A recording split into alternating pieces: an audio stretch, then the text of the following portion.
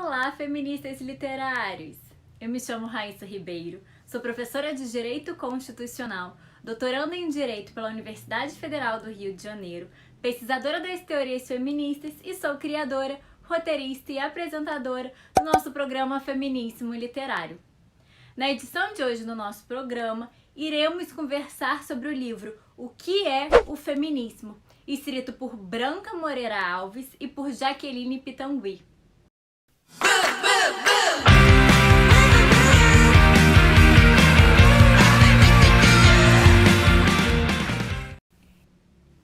O livro O que é o Feminismo foi escrito em coautoria por duas grandes expoentes do movimento feminista brasileiro.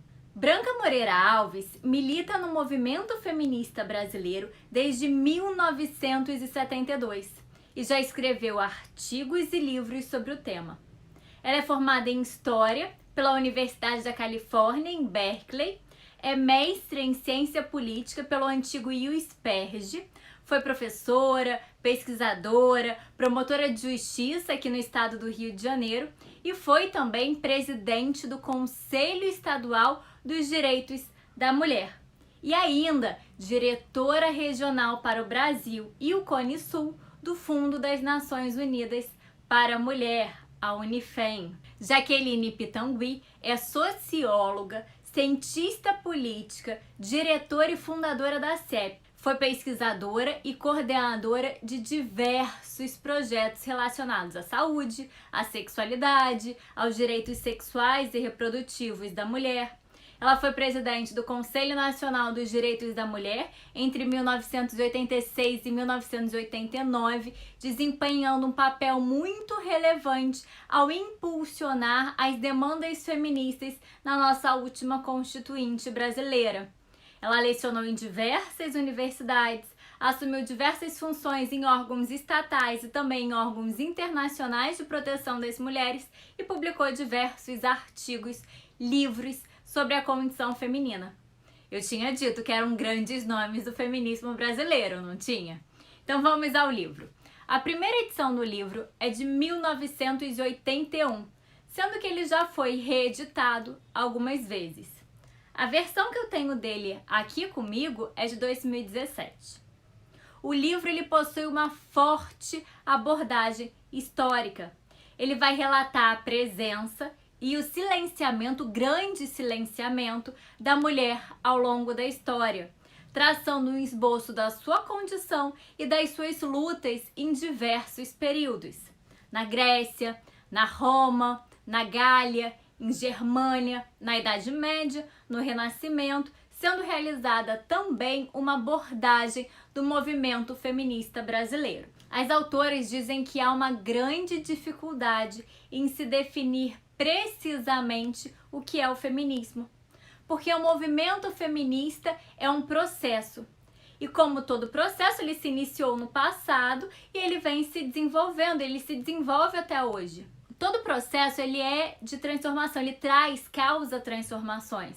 E assim ele contém contradições, avanços, recuos, medos, alegrias. No presente livro, é registrado o silenciamento das vozes das mulheres no passado e o levante das nossas vozes nos momentos de insurreição, como o que ocorreu, por exemplo, no movimento sufragista.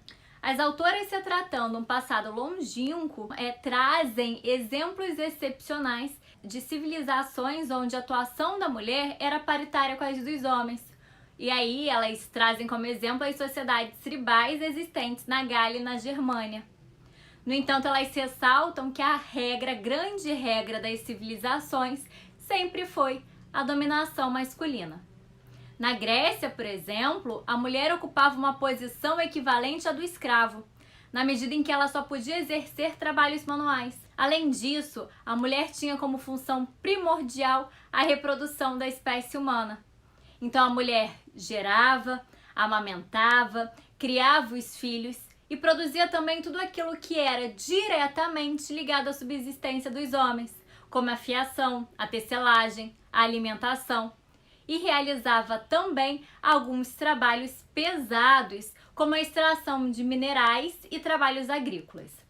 Aquelas atividades fora de casa, as atividades desenvolvidas fora de casa, que eram consideradas as atividades mais nobres, como a filosofia, política, as artes, era o campo de atuação masculino.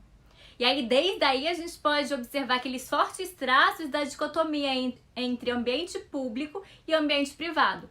Ambiente privado relegado às mulheres e público pertence aos homens. Em Roma, surgiu a instituição do pater familias. Ao pater familias era atribuído todo o poder sobre a mulher, sobre os filhos, sobre os servos, sobre os escravos. E aí o direito aparecia como um instrumento de perpetuação da dominação masculina. Chegando na Idade Média, se registra uma pontual alteração dos status das mulheres, que perdurou muito pouco. No início da Idade Média, as mulheres tinham alguns direitos que eram garantidos pela lei e pelos costumes. Elas podiam atuar na esfera social e econômica, por exemplo, votando em assembleias, trabalhando nas corporações de ofício. E aí se nota um aumento das atividades extradomésticas das mulheres. E isso é registrado e socorreu em razão do afastamento dos homens pelo motivo das guerras existentes no período. Avançando um pouco mais na Idade Média, chegando no século XIII, esses direitos das mulheres voltaram a ser restringidos e ocorreu a reintrodução dos princípios da legislação romana, com uma intensificação muito grande da discriminação de gênero. E aí é nesse momento que se observa uma perseguição massiva contra as mulheres, que ficou conhecida como a caça às bruxas, que perdurou da Idade Média até o início do Renascimento. Gente, a caça às bruxas foi um verdadeiro genocídio perpetrado contra o sexo feminino na Europa e nas Américas. E existiam vários argumentos que justificavam essa perseguição. Em primeiro lugar, existia um forte argumento bíblico. A ideia da maldição de Eva, acompanhou mais do que nunca a mulher nesse período. Eva era responsável pela queda do homem, sendo considerada a instigadora do mal.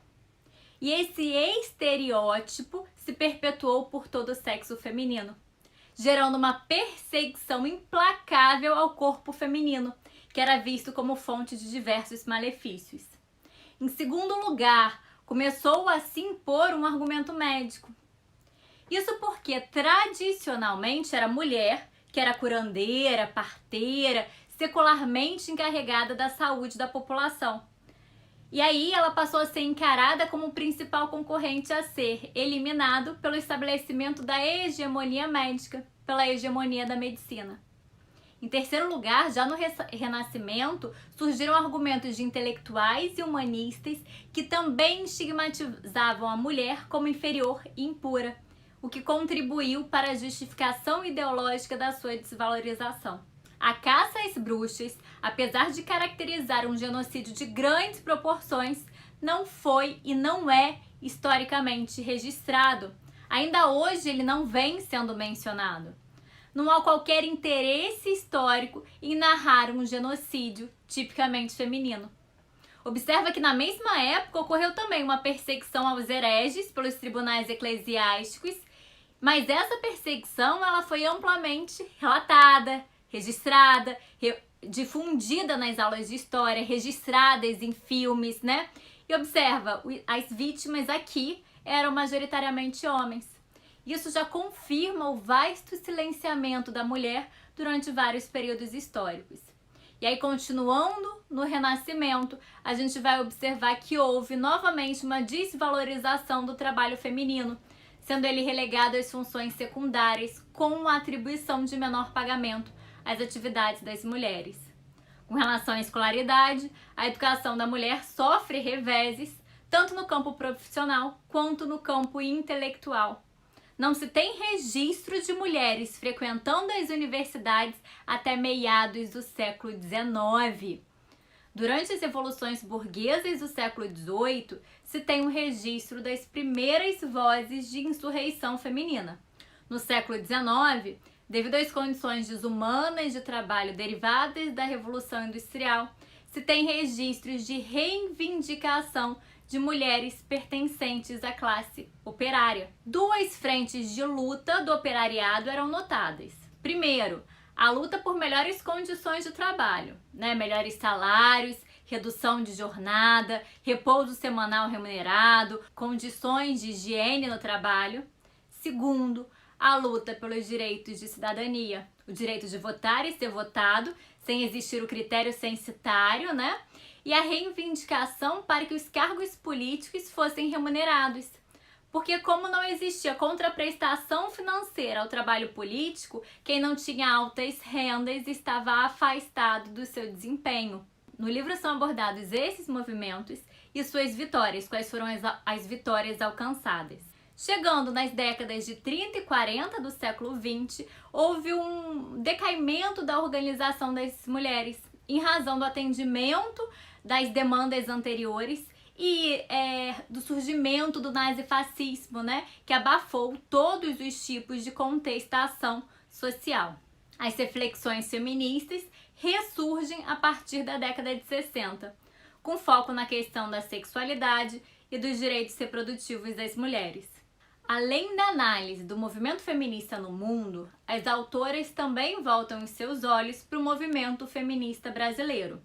Ao final, as autoras observam a existência de diferentes táticas de luta do movimento feminista, que vão dos grupos de reflexão aos grupos organizados de luta política.